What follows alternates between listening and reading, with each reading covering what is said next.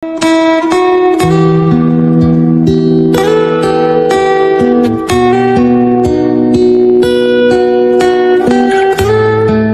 Kementerian Agama Kota Ambon menyelenggarakan manasik haji sepanjang tahun yang diikuti jemaah haji asal Kota Ambon yang siap diberangkatkan untuk menunaikan rukun Islam kelima di Tanah Suci pada tahun 2024. Program prioritas yang diadakan oleh Kementerian Agama untuk membentuk jemaah haji mandiri dalam melaksanakan ibadah haji ini dibuka oleh Kepala Kantor Wilayah Kementerian Agama Provinsi Maluku Haji Amin di Aula Kantor Kemenak Kota Ambon Selasa ini hari. Mendampingi Kakanwil Kemenak Provinsi Maluku dalam membuka manasik haji yang digelar sehari ini, Kepala Kantor Kemenak Kota Ambon Fahruraze Hasanusi, hadir pejabat Eselon 3 Kanwil Kemenak Maluku dan pejabat Eselon 4 Kantor Kemenak Kota Ambon.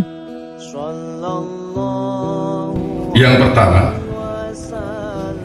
meski telah berlalu penyelenggaraan haji 1444 Hijriah yang berlangsung di bawah tagline Haji Ramah Lansia, tahun itu menjadi catatan penting bagi kita semua bahwa secara kolektif jemaah haji Maluku sebanyak 1.125 jemaah yang tergabung dalam 3 kloter 33, 34, dan 35. Dari jumlah tersebut yang meninggal sebanyak 4 jemaah haji. Nanti di dalam perjalanan itu ada yang meninggal, sampai di rumah ada yang meninggal. Tetapi yang tercatat secara nasional pada daftar itu 4 yang meninggal. Untuk itu perlu saya sampaikan, sebelum Bapak Ibu nantinya mempersiapkan diri berangkat pada tahun 1445 Hijriah, ikutilah manasik ini dengan baik. Hal ini seharusnya dia keluar dari dalam hati, bukan hanya di bibir. Nah, itulah yang disebut dengan al-iman wa tasdiqu bil qalbi wa iqraru bil lisan wa amal bil qalbi. Jadi segala sesuatu niat kita kepada Allah itu harus benar-benar kita yakinkan keluar dari dalam hati kita. Sehingga apapun yang kita lakukan itu benar-benar dilandasi karena Allah Subhanahu wa Ta'ala. Sebab melaksanakan haji ini adalah merupakan, ada para sufi mengatakan haji ini adalah panggilan kematian, perjalanan kematian. Tetapi sesungguhnya haji ini adalah merupakan panggilan roh kita. Bagaimana ayat disampaikan tadi, wa'adzin fil nas bil haji yatuka wa ala kulli damirin ya'tina min kulli fajrin. Apa kata Allah? Wahai Ibrahim, panggilah mereka semua. Tetapi apa kata Ibrahim? Ya Allah, bagaimana saya bisa memanggil mereka, suaraku yang tidak mampu saya panggil mereka yang berada di penjuru dunia ini. Maka Allah mengatakan, tugas kamu cuma panggil, aku yang akan menyambungkan suaramu itu sampai pada sumsum manusia, sampai pada darah yang mengalir mereka akan bergetar ketika mendengar panggilan itu. Jadi boleh jadi kehadiran kita hari ini adalah merupakan panggilan Nabi Ibrahim yang dulu, yang telah berada pada tulang sumsum orang tua kita, pada darah yang mengalir dari orang tua sampai kepada kita. Kalian menurut insan mimma khulika mimma dafiq yakhruju min baini sulbi wa qarab. Itu panggilan itu dia mengalir.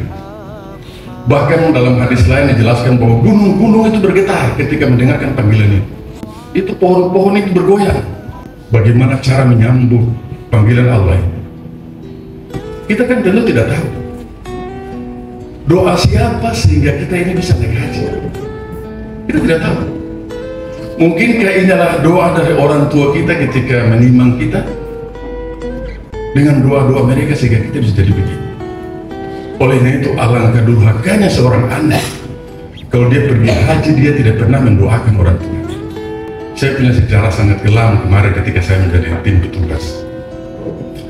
Ada satu anak bersama istrinya pergi haji. Mereka mendampingi orang tuanya.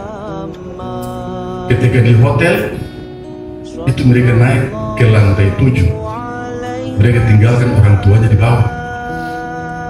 Petugas datang sampai ketuk pintu, ibu, pak, yang di bawah itu orang tuanya ya? Oh iya, itu orang tua kita. Loh, kenapa tidak dipanggil sama-sama? Sudah, nanti biar saja petugas yang urus. Ada seperti itu. Ini di mana hati nurani kita? Padahal hari itu kalau ibu itu dia mau kencang saja, mau berdoa saja, habis. Tapi ketika petugas mendekati, ya biarlah. Yang penting saya sudah sampai ke tanah suci. Mereka sudah punya kehidupan sendiri. Tugas saya mendidik mereka hingga mereka bisa menjadi orang, bisa menjadi pejabat, bisa menjadi orang yang memiliki uang. Dan saya juga, kata ibu itu, saya juga berangkat ini karena tabungan saya, bukan tabungan mereka.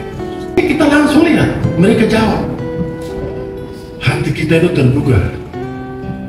Dan tidak jarang berapa petugas itu dia meneteskan air mata.